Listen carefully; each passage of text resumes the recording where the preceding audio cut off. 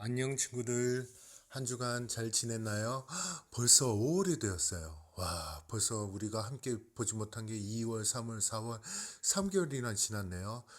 이제 5월 중순쯤 되면 학교도 등교할 것 같고, 그때 되면 같이 교회 모여서 함께 예배 드렸으면 좋겠습니다.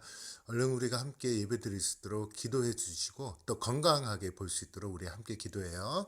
자, 우리 이 시간 또 함께 말씀을 보며 오늘 또 우리에게 주신 하나님의 말씀이 무엇인지 기대하며 이 시간 나갔으면 좋겠습니다.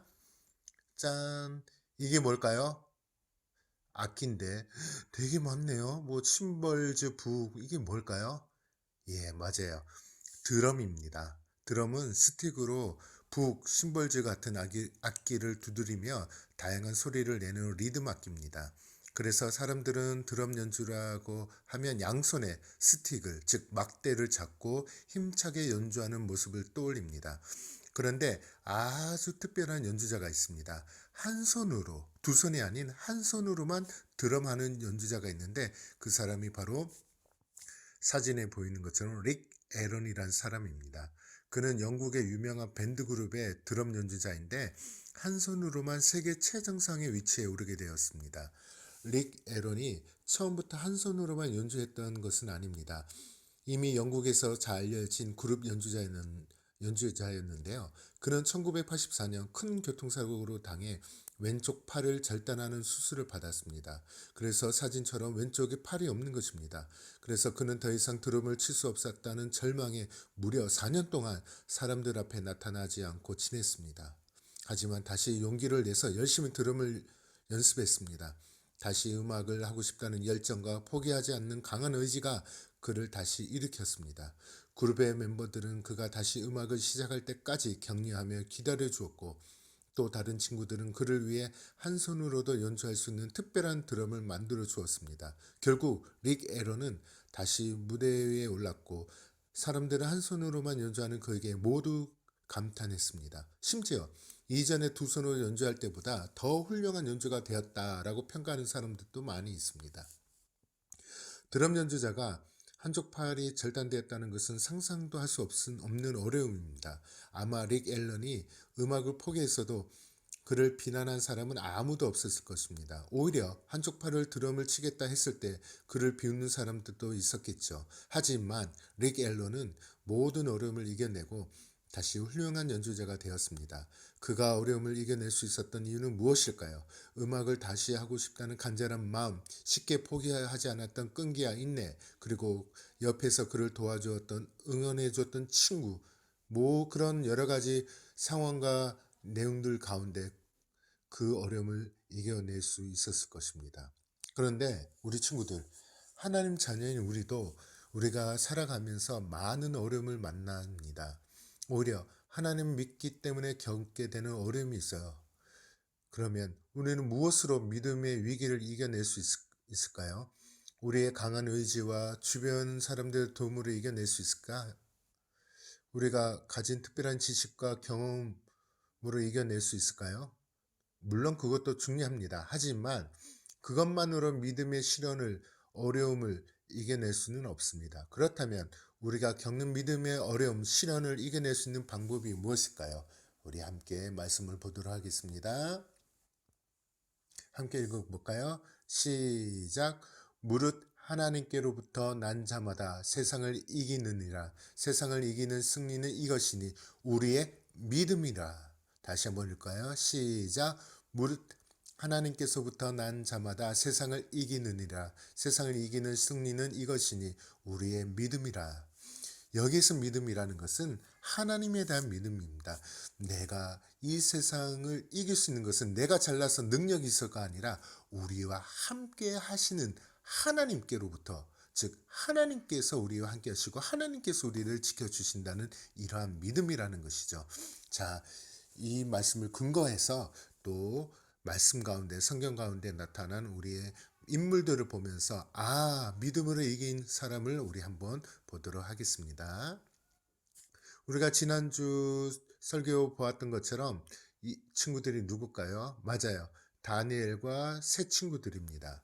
다니엘과 세 친구가 어려운 상황에서도 하나님의 자녀답게 살기로 결심하자 하나님이 그들을 어려움에서 지켜주시고 또한 특별한 지혜를 주셨습니다. 그래서 바벨론 왕은 다니엘과 세 친구들 높은 관리로 세워 나라의 많은 일을 맡겼습니다. 그리고 많은 시간이 지났습니다. 그때는 지금 보면 소년이었지만 이제 누가 되었냐면 바로 어른이 되었습니다. 영원히 큰 나라일 것 같은 바벨론도 바사, 세기사로 보면 페르시아라고 합니다. 페르시아라는 더 강한 나라에 의해서 멸망당했습니다. 그리고 바벨론에 끌려갔던 이스라엘 사람들은 이제 바사의 다리오 왕이 다스리는 나라에서 살게 되었습니다. 바사 다리오 왕은 새로운 나라를 튼튼하게 만들기 위해서 3명의 총리와 120명의 높은 관리를 세웠습니다. 그리고 그 중에서도 가장 지혜롭고 청명한 다니엘을 왕다음으로 두 번째로 높은 자리에 세워 모든 나라를 다스리게 했습니다. 그러자 다른 총리와 관리들이 다니엘을 시기했습니다. 그들은 어떻게 하면 다니엘을 함정에 빠뜨릴 수 있을까 궁리했습니다. 하지만 늘 바르고 정직하게 행동한 다니엘에게선 잘못을 찾아내는 것은 쉽지 않았습니다. 다니엘을 지켜보던 사람에게 번뜩 좋은 생각이 떠올랐습니다. 그들은 다니엘이 자기가 믿는 하나님의 율법을 소중히 여긴다는 것을 알게 되었어요. 특별히 다니엘이 하루에 3번씩 하나님께 기도한다는 것을 알고 그것을 이용해서 다니엘을 죽이려는 나쁜 계획을 세웠습니다. 총리들은 다리오 왕에 찾아가 말했습니다.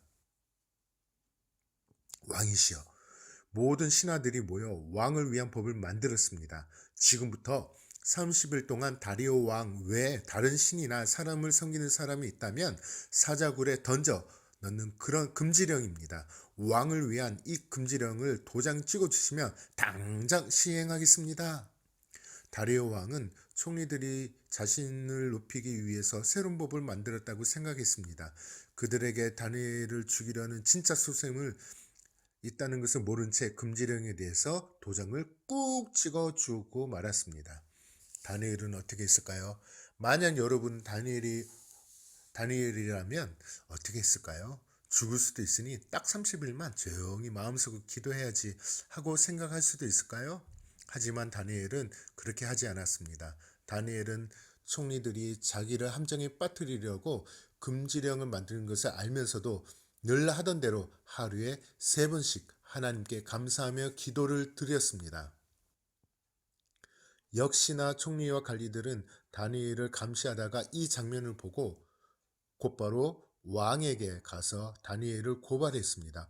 왕은 매우 난처했습니다. 왜냐하면 자신이 가장 아끼고 신뢰하는 다니엘이 이 금지령을 어겼기 때문입니다. 하지만 금지령에 왕의 도장이 찍혔기 때문에 왕 자신도 그것을 함부로 바꿀 수가 없었습니다. 그래서 왕은 법령에 따라 다니엘을 사자굴에 넣으려고 지시했습니다. 그리고 군인들이 다니엘을 끌고 가서 사자굴에 던져 넣었습니다. 이제 다니엘은 어떻게 되었을까요? 다음날 새벽 왕은 잠에 깨자마자 사자굴로 급히 달려갔습니다. 그리고 혹시 다니엘이 믿는 하나님이 그를 지켜주지 않을까 하는 기대감으로 가지고 다니엘을 불렀습니다. 다니엘아, 다니엘아. 놀란 일이 있었습니다. 사자굴에서 다니엘의 목소리 들린 것입니다. 왕이시여, 제가 믿는 하나님이 천사들을 보내 사자들의 입을 막아 저를 해치지 못하게 하셨습니다. 저는 왕에게 아무런 잘못하지 않았기 때문에 하나님이 저를 지켜주신 것입니다. 왕은 매우 기뻐했으며 다니엘을 굴에 꺼내라고 명령했습니다. 그리고 거짓으로 다니엘을 고발한 사람들을 붙잡아 사자굴에 넣었습니다. 다리오 왕은 하나님이 놀라운 능력으로 다니엘을 구하신 것을 알게 되었습니다. 그래서 온 나라에 편지를 보내어 놀라우신 하나님을 찬양하고 다니엘을 높여주었습니다. 다니엘은 하나님을 향한 믿음 때문에 그 위기를 만났습니다. 하지만 다니엘은 그 믿음으로 그 어려움을 이겨냈습니다. 자신이 왕의 법을 어겨 사자굴에 던진다 할지라도 하나님이 지켜주실 것이다 믿기 때문에 하나님께 기도할 수가 있었습니다. 다니엘은 하나님을 향한 믿음을 지키다가 큰 위기를 만났지만 오히려 그 믿음으로 어려움 속에서도 계속해서 믿음을 지키면서 하나님이 반드시 지켜주심을 믿었습니다. 우리가 믿음을 가지고 살아갈 때 만나는 어려움이 참 많습니다. 야, 너는 왜 그래? 너 왜 절 안 해? 너는 왜 그 공부 안 하고 왜 교회 가? 등등. 하지만 우리에게 승리는 이미 약속되었습니다. 지금 우리가 살고 있는 것은 잠깐입니다. 많이 살아봤자 100년, 100살입니다. 하지만 우리가 죽고 난 후에 영원하신 천국, 하나님과 함께 할 수 있는 내용들입니다. 그러하기에 우리에게 믿음을 주신 이 하나님이 우리와 함께 계시고 우리를 승리하게 만들기 때문에 우리는 하나님이 아닌 다른 방법으로 우리가 승리할 수가 없습니다. 오직 하나님을 믿는 믿음으로 우리는 승리할 수가 있습니다. 내가 어려움을 겪을 때도 하나님은 나와 함께 계신다는 믿음, 나의 하나님은 이 어려움보다 더 크시고 강한 분이라는 그 믿음이 우리를 승리하게 되고 그 어려움 가운데 이겨낼 수가 있다라는 것입니다. 우리가 다니엘처럼 늘 때로는 힘들고 어려울 때 늘 우리 하나님을 의지하며 바라볼 수 있는 그런 믿음을 가질 수 있는 여러분 되기 바랍니다. 마지막으로 다시 한번 우리 말씀을 읽어보도록 하겠습니다. 시작. 무릇 하나님께로부터 난 자마다 세상을 이기느니라. 세상을 이기는 승리는 이것이니 우리의 믿음이니라. 아멘. 한 주간도 잘 지내세요. 안녕.